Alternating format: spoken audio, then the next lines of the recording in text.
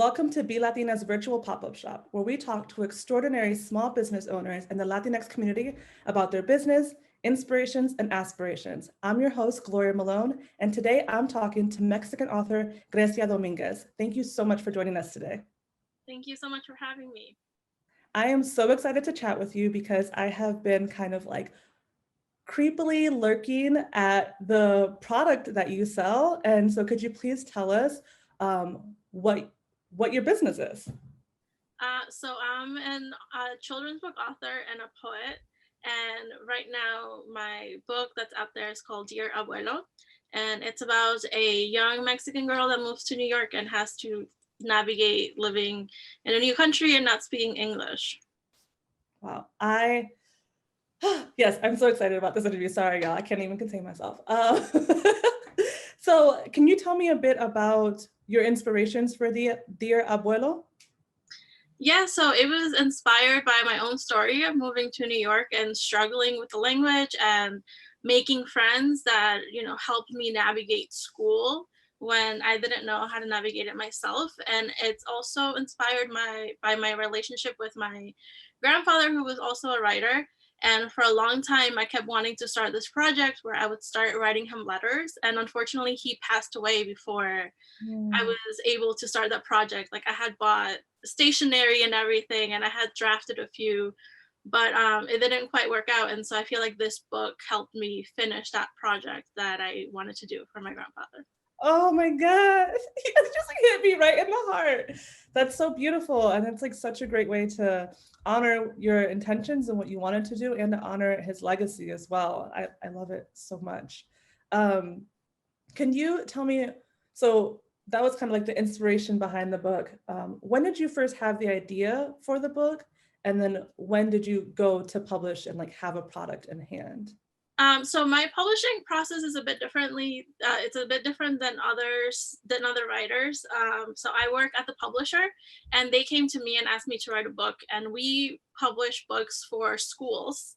And so originally the story was only supposed to be made into a book that was sold to students. And there was a specific prompt.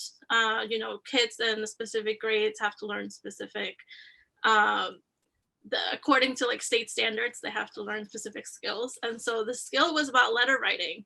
And so I automatically thought of this idea of a young girl writing to her grandfather. And then the rest of the book kind of came after that of, well, what would she be writing to her grandfather about, and like what are some issues that kids at this age can go through.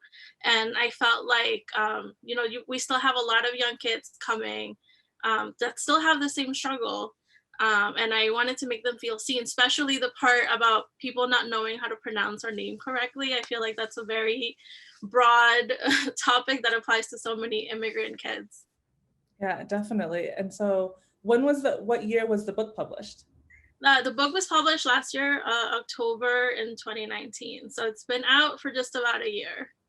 And how has the reception, well, when the book first came out, how did you feel about this like part of you being out there in the public? How did you feel?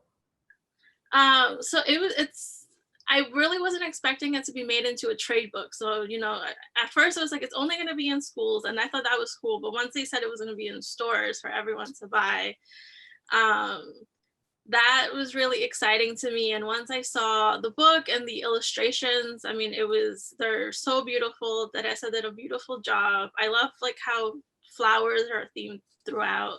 Nice. And I just feel like this was like a book that I would have loved to have when I was a young kid, having these struggles, and I love that other kids have it for them. I love it so much. And like the illustrations are so gorgeous. Like I'm not gonna lie, I have not seen the entire book in person, right? So I'm not gonna sit here and lie to y'all. But what I have seen, and like the clips I've seen from it, it looks so beautiful. And it's like there's movement in the words and in the illustrations. And I think it like to me, it's just such a great way of capturing art. Um, what has the reception been from audiences and people who have purchased the books beyond the schools? It has been really exciting. A lot of people that know me through Instagram, they have purchased the books. They send me pictures of them reading the book.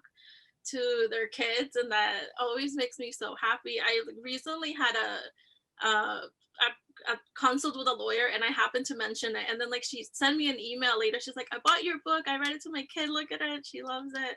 So it's so exciting. It's kind of weird to think that like my story is out there, but it feels very empowering to know that our stories matter that much, and it's inspired me to keep writing more. Good. And I'm assuming that it like lets young people or people regardless of age who have had this experience of immigration in a variety of different ways to feel seen and represented in these books by people who have actually gone through these things. That was a little bit of shade if people caught it, you know what I'm talking about. But I think it's important for people who experience things to write about these experiences so that they're authentic and can really communicate and connect with people in their communities. What is one thing that you really love about the book or you feel like sets the book apart? Well, like I mentioned, I feel like it wasn't really a story that was told when I was younger and a story that I needed. And I really realized how important the story was when I started doing a few school visits prior to the pandemic started. And as I talked to some of the kids, it allowed them to voice their own stories. And I was in a school district that's very close by to where I live, and we have a lot of kids that are coming from Central America, from Ecuador, who have been through many traumatic things, and they don't know how to speak English yet. They're still finding their footing in school. And as I was talking to them, and they were asking me questions, and because I speak Spanish, they could ask me questions in Spanish. They just started telling me so many things that I was just like, I can't even believe these little kids are holding these stories in. But me sharing it with them allowed them to share something that maybe they haven't had a chance to talk about with anyone else at school or even at home.